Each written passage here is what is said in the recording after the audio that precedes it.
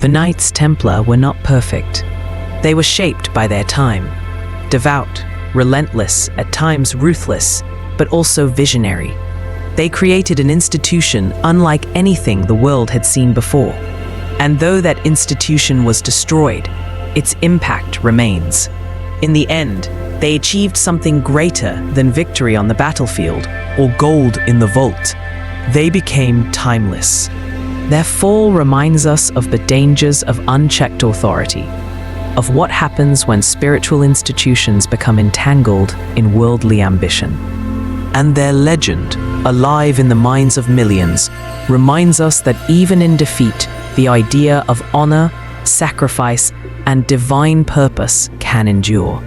From the dusty roads of Jaffa to the fortified walls of Acre, from the fields of battle to the vaulted halls of treasuries, from whispered prayers in the chapel to final flames on the stake. The journey of the Knights Templar remains one of the most compelling epics in human history. It is a story not just of men in armor, but of a vision, bold, flawed, and ultimately unforgettable. Their story lives on, etched in stone, whispered in legend, pondered in books, reimagined in fiction. They remain a symbol of idealism and injustice, of faith in action and betrayal from within. For a brief time, they were the sword and shield of the church, the bankers of kingdoms, the defenders of pilgrims, and the architects of an enduring myth. Their white mantles may have faded, their castles may have crumbled, but the idea they embodied of a holy brotherhood bound by sacred vows, unshakable purpose, and unwavering courage still resonates across the centuries. In the modern world, where ancient beliefs often clash with modern values, and where loyalty and purpose are tested by ambition and greed, the Templar story offers more than history. It offers reflection. Their rise teaches us about the power of discipline, faith, and structure. A world where faith and power intertwined, where loyalty could be both virtue and liability, and where institutions could ascend to divine heights, only to be brought low by human greed. It is a story of how spiritual devotion can inspire immense acts of courage and creation, but also how those same ideals can be manipulated, betrayed, and destroyed when they threaten the status quo. In the end, the Templars stood not as victims of heresy, but of history. Their downfall was not caused by the corruption of their purpose, but by the collision of faith, money, and monarchy. Their enemies were not infidels at the gates of Jerusalem, but kings and clerics within the very heart of Christendom. And yet, in their martyrdom, they achieved a form of immortality, burned in public squares, erased from official records, and absorbed into other orders. The Templars vanished in name, but not in memory. Their innovations in finance laid the groundwork for international banking systems. Their architectural legacies, castles, commanderies, and fortresses can still be seen across Europe and the Middle East. Their military discipline and organizational structure influenced later chivalric orders and even modern armies. But perhaps their most enduring legacy lies in the contradictions they embodied. They were monks who carried swords, men who took vows of poverty while managing vast wealth, warriors who knelt in silent prayer before riding into battle. They lived in service to an ideal, protecting the innocent and defending the sacred, yet were ultimately undone by political ambition, envy, and fear. The story of the Templars is not merely a tale of rise and fall, but a reflection of the medieval world itself.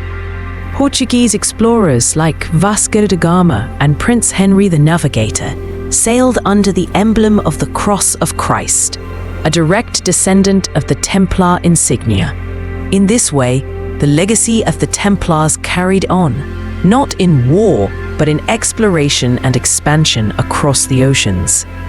As centuries passed, the memory of the Templars grew less historical and more legendary. Writers of the Enlightenment, romantic poets, and later, novelists and conspiracy theorists all contributed to the mythologizing of the Order. Some imagined them as the guardians of the Holy Grail, protectors of sacred bloodlines, or keepers of ancient secret knowledge. Others speculated they had survived in secret, founding underground movements like the Freemasons, or controlling hidden world governments. The mysterious disappearance of their treasure, their sudden fall, and the secrecy of their rituals made fertile ground for speculation. The reality was complex and far more grounded, but no less fascinating. Their properties were largely transferred to the Knights Hospitaller, although in France, Philip absorbed most of their assets into the royal treasury. The final blow came in 1314, when Jacques de Molay, the last Grand Master, was burned at the stake in Paris alongside Geoffroy de Charny. In his final moments, de Molay proclaimed the innocence of the Order and called upon Pope Clement and King Philip to answer before God within the year. As legend has it, both men died within months, adding a haunting echo to the Templar. Pope Clement V, initially skeptical of Philip's campaign, soon capitulated. Pressured politically and financially, and weakened in his own authority, Clement ordered a papal investigation and suspended the Templars' operations across Christendom. Though some investigations cleared the Templars of the more outrageous accusations, the damage was done. The secret inquiry held at Chinon in 1308, known as the Chinon Parchment, rediscovered centuries later, revealed that the Pope had absolved the Templar leadership of heresy. But this document remained hidden from public knowledge, and the machinery of destruction was already in motion. In 1312, the Pope convened the Council of Vienne, where he officially dissolved the Order.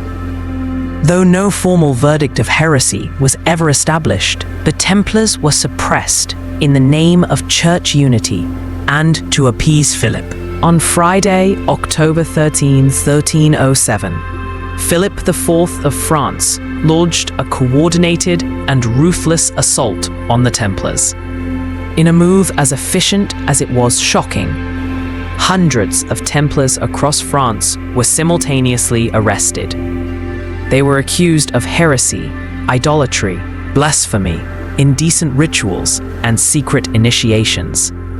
The specific charges were as bizarre as they were damning: worshipping a mysterious idol called Baphomet, spitting on the cross during initiation, engaging in indecent greetings, and denying Christ.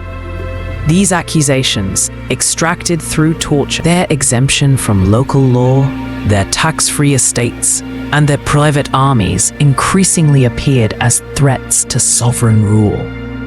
The most dangerous of their critics would be Philip IV of France. Ambitious, financially overextended, and deeply in debt to the Templars, Philip saw in them both an obstacle and an opportunity. With the Pope in his political orbit, he began a campaign of suspicion, secretly gathering accusations, and planning the destruction of the Order. Their influence extended into law and diplomacy. Templars were often called upon to mediate disputes, draft treaties, or act as envoys between Christian and Muslim leaders. They were respected, feared, and sometimes envied by other Crusader orders, such as the Hospitallers, who began to emulate their structure and mission. Their power rested on their ability to remain above secular politics, answerable only to the Pope, and guided by a rule that emphasized discipline, humility, and obedience. But power breeds resentment. As the Crusader states weakened and European priorities shifted, questions began to emerge. The Crusades lost their appeal. Jerusalem fell to Saladin in 1187, And though it was briefly recaptured, the tide had turned. Crusading armies became fewer, more divided, and less effective. The Templars, once celebrated as heroes, now seemed like an institution out of step with changing times. They still held immense wealth, yet their military purpose was fading, combining sturdiness with speed. In cities like Acre, Tyre, and Jaffa, their port facilities rivaled those of major European naval powers. Meanwhile, their economic infrastructure on land grew into an empire.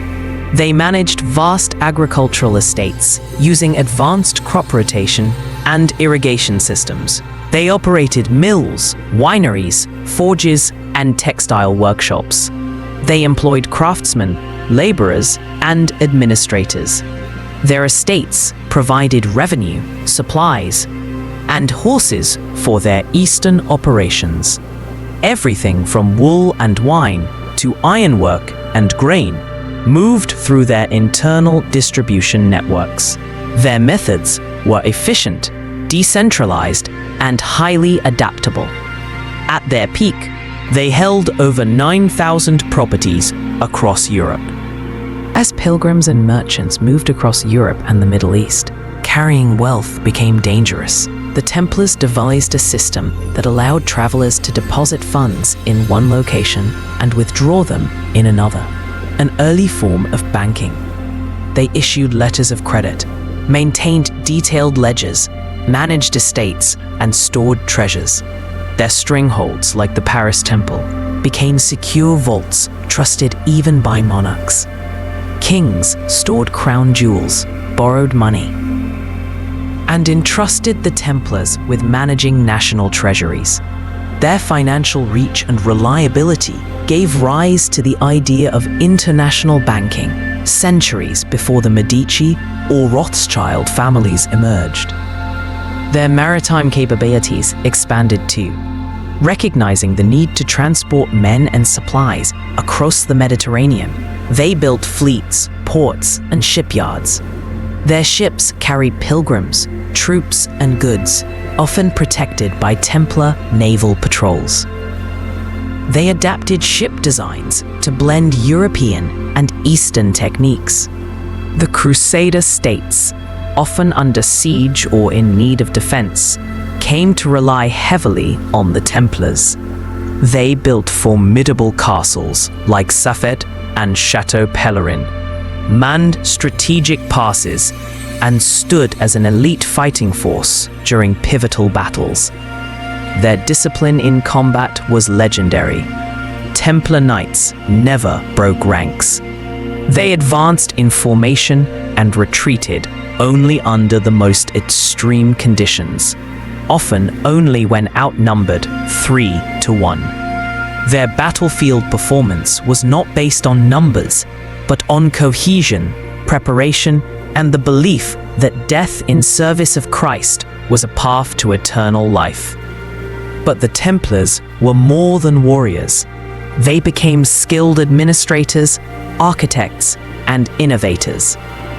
One of their most significant contributions was in the field of finance. With Bernard's endorsement, the Templars gained formal recognition from the Church at the Council of Troyes in 1129. Their rule was established, a detailed code of conduct drawing from the Cistercian monastic tradition, but adapted for military life. It regulated everything from prayer times and diet to the length of beards and the proper way to charge into battle. As word of the Templars spread, so too did their support. Nobles across Europe donated land, castles, and wealth to support their mission. Young men of noble birth, particularly those without inheritance, flocked to join. The Templars were soon operating across France, England, Iberia, Germany, and Italy. Their structure evolved into a vast network of commanderies, each governed by a preceptor and reporting to a central administration led by the Grand Master. They became a standing army for Christendom, answerable only to the Pope. Yet their dual identity, monk and warrior, puzzled many. Monastic life demanded peace, humility, and withdrawal from the world. Knighthood required skill in combat and the shedding of blood. How could these two ideals be reconciled? The Templars' answer lay in their devotion. They did not fight for personal gain, but for the protection of the innocent and the defense of the faith. Their very lives became acts of penance and prayer. Still, acceptance did not come easily. The Church needed theological justification. That came from Bernard of Clairvaux, the most influential abbot of his time. A mystic, scholar, and reformer, Bernard was also the nephew of one of the founding knights. In a powerful treatise titled In Praise of the New Knighthood, Bernard defended the Templars as instruments of divine justice. He contrasted their spiritual focus and discipline with the vanity and pride of secular knights. In 1119, a French knight named Hugues de Payens proposed a novel solution, a brotherhood of warrior monks dedicated to protecting pilgrims and defending the Holy Land. He and 8 companions presented themselves to King Baldwin II of Jerusalem and Patriarch Warmond. They took solemn vows of poverty, chastity, and obedience, adopting the dual life of monk and knight. Their quarters were established on the Temple Mount, believed to be the site of Solomon's ancient temple, hence the name they adopted, the poor fellow soldiers of Christ and of the Temple of Solomon, soon known simply as the Templars. In their early years, the Templars lived in genuine poverty. Legend holds that they were so poor that 2 knights shared a single horse, a symbol later depicted on their official seal. They patrolled the roads between Jaffa and Jerusalem, escorting pilgrims, deterring bandits, and earning a reputation for discipline and bravery. The promise was divine: absolution of sins, eternal reward, and glory in the service of God. Tens of thousands answered the call. The First Crusade succeeded against all odds. After grueling marches, sieges, and starvation, Crusader forces captured Jerusalem in 1099. The conquest was brutal. Chroniclers describe blood flowing in the streets as Muslims and Jews were massacred. The victorious Crusaders established several Christian states in the Levant, including the Kingdom of Jerusalem, the Principality of Antioch, and the counties of Edessa and Tripoli. Yet these new kingdoms were fragile. Most Crusaders returned to Europe. The remaining Christians were a minority, ruling over a Muslim majority, struggling to secure their lands and protect the continuous stream of pilgrims drawn to holy sites. It symbolized a fundamental shift: the rising dominance of the Church over Europe's rulers. While Europe struggled with internal power dynamics, the Islamic world flourished. Cities like Baghdad, Cairo, and Cordoba led the world in philosophy, medicine, mathematics, and architecture. The holy city of Jerusalem held immense spiritual significance for Muslims, Jews, and Christians alike. Under Muslim rule, the city had often remained accessible to Christian pilgrims.